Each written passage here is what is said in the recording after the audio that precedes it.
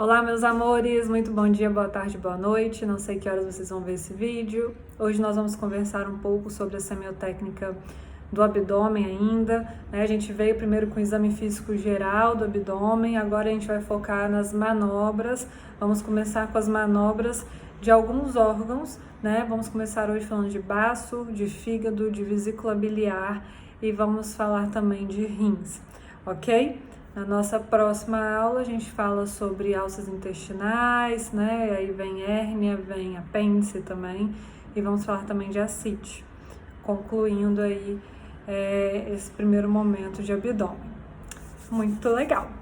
Bom, pessoal, então vamos lembrar aqui, né? Fígado vai estar do lado direito, hipocôndrio direito, né? Quadrante superior direito. Baço está do lado esquerdo, hipocôndrio esquerdo, quadrante superior esquerdo, né? E aí a gente vai começar falando um pouquinho do baço.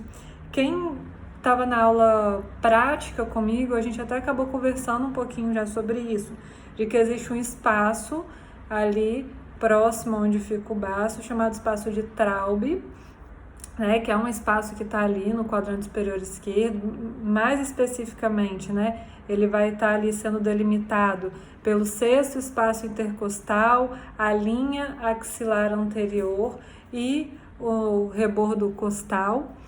E aí esse espaço ele é um espaço que normalmente a percussão dele, a percussão dígito-digital nele, vai ter um som timpânico, porque apesar, né, do baço tá ficando naquela região também, o baço ele tá mais retraído, ele é pequeno, né, então acaba tendo ali gases mesmo, né, de alças tanto da bolha gástrica quanto até mesmo de alguma alça intestinal.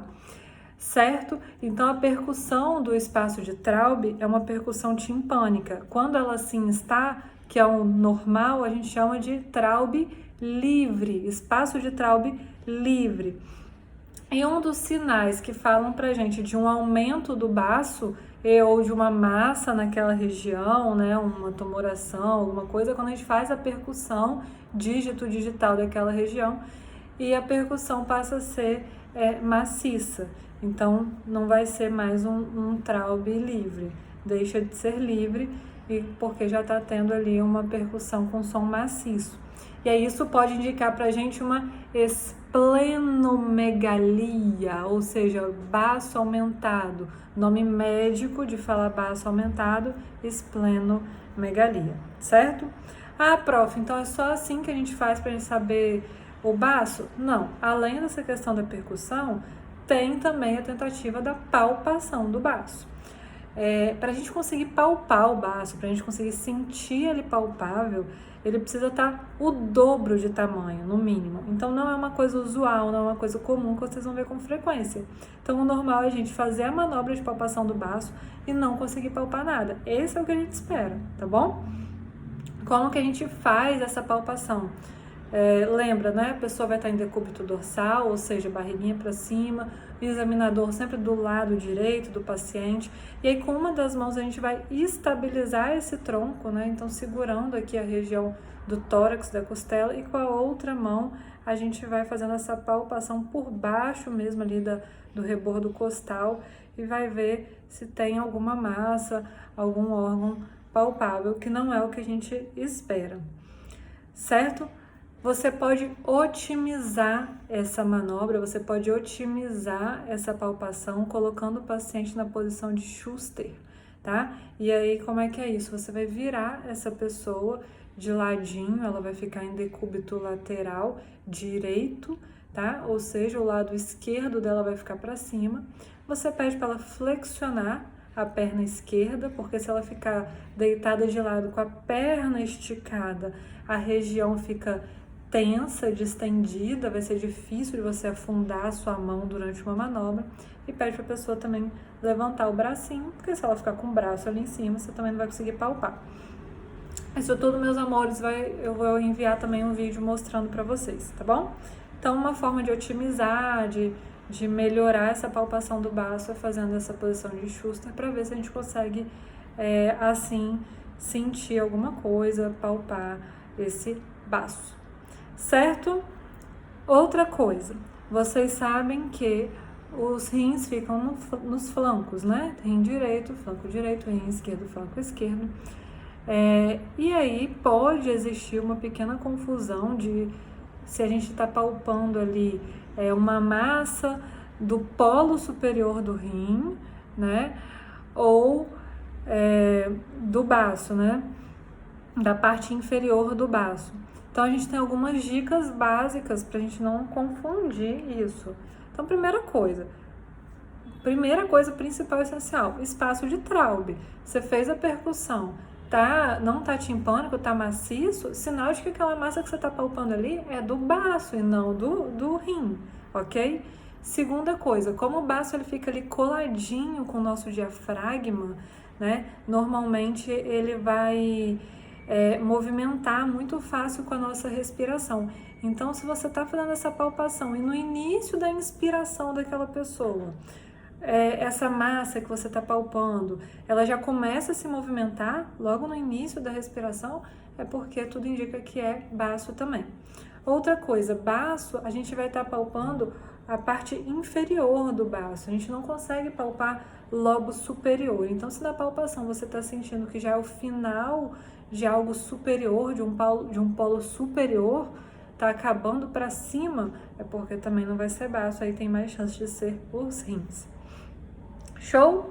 Então, baço, a gente precisa saber como que é o nome chique de falar baço aumentado de tamanho, esplenomegalia, saber que existe o espaço de Traube, saber como é que é a percussão do Traube normal, se o baço estiver aumentado e saber das manobras. Isso tudo vai estar para você no vídeo que eu vou enviar de manobras também. Então agora a gente vai mudar de lado e vamos falar um pouco sobre o fígado. E aqui eu quero lembrar para vocês que lá quando a gente conversou sobre o exame físico geral do abdômen, eu conversei com vocês e falei na inspeção, né? Que a gente pode ver telangiectasias, alterações vasculares, né? E muito tem relação com a parte hepática, tá bom? Se vocês não aprenderam isso ainda em anatomia, vocês estão prestes a aprender, mas eu acredito que vocês já aprenderam que existe o sistema porta, né? E então toda a vascularização dos órgãos internos abdominal, com exceção dos órgãos renais, dos rins, eles vão passar ali pelo fígado, através desse sistema porta. Então, quando a gente tem alguma obstrução, alguma alteração hepática que leva à alteração do ciclo da veia porta, do sistema no geral, pode começar a gerar sistemas colaterais. Então, é aí que a gente pode ver, tem grande chance da gente ver um sistema colateral, ou superficial, ou um pouquinho mais profundo, né, ver essas telangiectasias ou algum outro sistema venoso colateral ali, certo? Primeira coisa a gente lembrar disso. E aí a gente vai começar a fazer as manobras.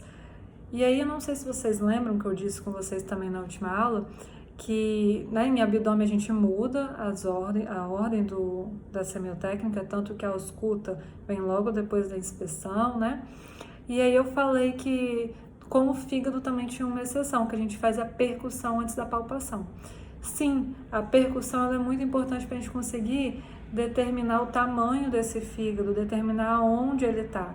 Então a gente vai fazendo a percussão também dígito digital, tá? A gente começa na altura do mamilo, sempre no espaço intercostal mesmo. Então entre uma costela e outra, a gente vai percutindo ali e inicialmente a gente vai estar ouvindo o som, quero ver quem lembra isso em uma das primeiras aulas. A gente vai estar ouvindo o som claro pulmonar, né? Porque vai estar ainda na topografia do pulmão, né? Então a gente começa ali na altura dos mamilos, fazendo essa percussão, sempre entre uma costela e outra, tá? E vai estar ouvindo os sons claro pulmonar. Quando começa a ter essa transição para um som submaciço, maciço, é porque está começando ali o fígado.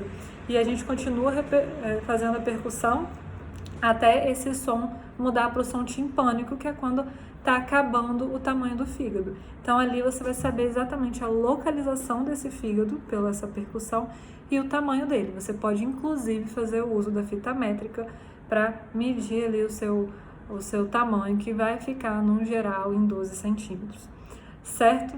Então, primeira coisa, a gente vai fazer a percussão antes para a gente saber a localização desse fígado, o tamanho desse fígado. O nome disso é um nome bem bonito, chama hepatimetria. Hepatimetria. Você vai estar fazendo através da percussão a metria, vendo o tamanho, a localização deste fígado. Bom, pessoal, depois disso, a gente vai... uma coisa muito importante de se falar. Professora, e se eu comecei a fazer a percussão, na hora que eu cheguei ali no som maciço, ou seja, eu cheguei ali no fígado, a pessoa grita de dor. Ou seja, uma pessoa que tem dor na percussão da topografia do fígado, onde o fígado tá. Isso é um sinal de inflamação, tá? E para isso tem um nome bonito, que é um sinal de Jober, ok? Bom, depois disso a gente vai então fazer as manobras, né? A palpação. Você pode fazer essa palpação estabilizando o rebordo costal, o arco costal com uma mão e palpando com a outra mão. Ou você pode fazer a palpação bimanual, fazendo um movimento de garra, ok? Então, quando você faz essa palpação na qual você segura ali o arco costal, estabiliza aquela pessoa com uma mão e palpa com a outra, o nome dessa manobra é Lemos-Torres, manobra de Lemos-Torres. E aí você vai estar fazendo essa palpação e vai estar conseguindo palpar apenas a borda hepática, tá? Normalmente você vai conseguir palpar só mesmo essa borda hepática, aí você vai perceber se ela está aumentada de tamanho, né? Se ela está dolorosa, você vai observar se ela está com uma textura diferente, se tem alguma massa, alguma coisa ali. A outra forma, você continua com a pessoa de decúbito dorsal, ou seja, ela continua de barriga para cima, e você vira completamente de lado, fica de ladinho com ela, e aí você vai ali no arco costal e faz a palpação bimanual, engarra, tá? E aí a gente vai chamar essa manobra de manobra em garra. E o outro nome para essa manobra é manobra de Mathieu, ok? Quando você faz essa manobra em garra. Certo, gente? E aí, né? O que eu preciso olhar? Então, a gente vai olhar a espessura, se é uma espessura romba, se é uma espessura fina. Normalmente, né, vai ser essa borda hepática, ela vai ter uma espessura fina, não é para ser uma espessura romba, tá? Então, você vai observar isso. Se a pessoa tem dor na palpação, se tem alguma massa, qual que é a consistência. Normalmente a consistência vai ser uma consistência relativamente elástica mesmo, mas aí você vai observar se está muito amolecido, né? Nos casos das inflamações, das hepatites, fica mais amolecido mesmo. Nos casos de cirrose, normalmente a gente não consegue palpar porque fica tão endurecido que chega a retrair, a diminuir de tamanho esse fígado. Então, muitas vezes a gente não consegue palpar, é o mais comum. Mas se fosse falar de consistência de uma cirrose, seria mais endurecido, tá bom? Vamos lá, virando aqui o roteiro que eu vou mandar para vocês. Vamos falar agora sobre vesícula biliar. Pessoal, a vesícula, ela tá ali, né, coladinha no fígado, na borda hepática, né? E a vesícula, a gente vai fazer uma linha imaginária para saber onde ela está no abdômen. Como? Pegando a linha M clavicular e indo até no último rebordo costal e horizontalmente também ali no último rebordo costal. No ponto médio dessas duas linhas imaginárias é onde teoricamente estaria a vesícula. Bom, se você tem uma pessoa ictérica, uma pessoa toda amarelinha, e na hora que você coloca a mão para palpar essa região, que é a região onde a vesícula fica, você palpa uma massa, você palpa, né, essa possível vesícula palpável ali, você vai chamar isso de sinal de Courvoisier. E isso é um grande indicativo de câncer de cabeça de pâncreas. Então é importante a gente saber que existe isso, tá bom? E conversando um pouquinho mais sobre a palpação em si da vesícula, também a gente vai estabilizar o tórax daquela pessoa com uma mão e fazer a palpação com a outra mão. A diferença é que a gente vai pedir dessa vez para a pessoa fazer isso de uma forma combinada com a respiração.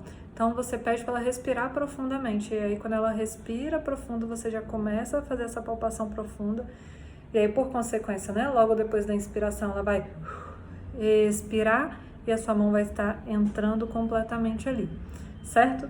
Se na hora que ela estiver fazendo esse movimento, ela sentir muita dor e até interromper esse movimento respiratório por conta dessa dor intensa, é o que a gente chama de sinal de Murphy positivo. E aí é um indicativo muito sugestivo para a gente de colelitíase ou colecistite, tá? Ou seja, de cálculo na região da vesícula. E por último, vamos falar aqui sobre os rins, que a gente sabe que está nos flancos e a gente acaba examinando posteriormente. Não sei se vocês vão lembrar na aula de exame físico geral, quando eu estava falando para vocês de percussão, eu falei que uma das formas de percussão é a punho-percussão. Pois bem, se a gente faz essa punho-percussão na região dorsal, né, principalmente na lombar, a gente vai estar investigando cálculo renal, inflamação na topografia renal, certo? E se a pessoa pula de dor no momento de uma punho-percussão lombar, a gente chama isso de sinal de Giordano positivo. Normalmente, se a pessoa fala, doutora, eu tô com dor nessa região aqui esquerda, a gente vai começar essa punho-percussão pelo lado direito, tá? Sempre começar pela região que a pessoa não tá se queixando de dor. Deixar por último a região dolorosa, e aí se a pessoa pular de dor, é porque deu um sinal de Giordano positivo. Certo, meus amores? Junto com esse vídeo, eu vou mandar para vocês os vídeos mostrando as manobras e vou mandar o roteiro. A gente se vê em breve. Um abraço.